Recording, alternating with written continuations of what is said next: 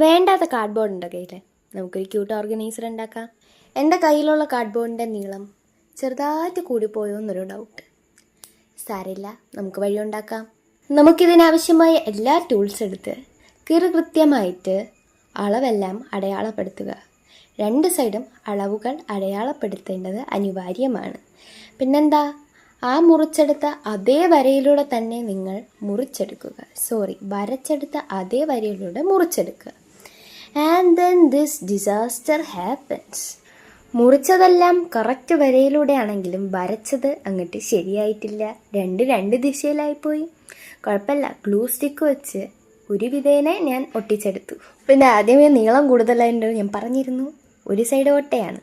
അപ്പോൾ മുറിച്ച് മാറ്റിയതിൻ്റെ ആ എൻ്റെ അടുത്ത് ഇതിലങ്ങ് പിന്നെയും യോജിപ്പിക്കുക.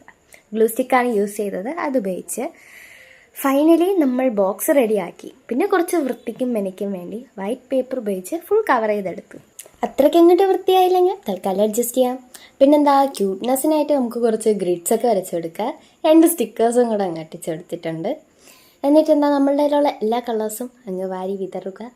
പക്ഷേ ഇങ്ങനെ വെച്ചപ്പോൾ എനിക്ക് അത്ര ഭംഗി തോന്നിയില്ല. അതുകൊണ്ട് ഞാനൊരു എക്സ്ട്രാ കാർഡ്ബോർഡ് പീസ് നടുക്ക് വെച്ചെടുത്ത് 2 കമ്പാർട്ട്മെൻ്റ് ആക്കി മാറ്റിയിട്ടുണ്ട്.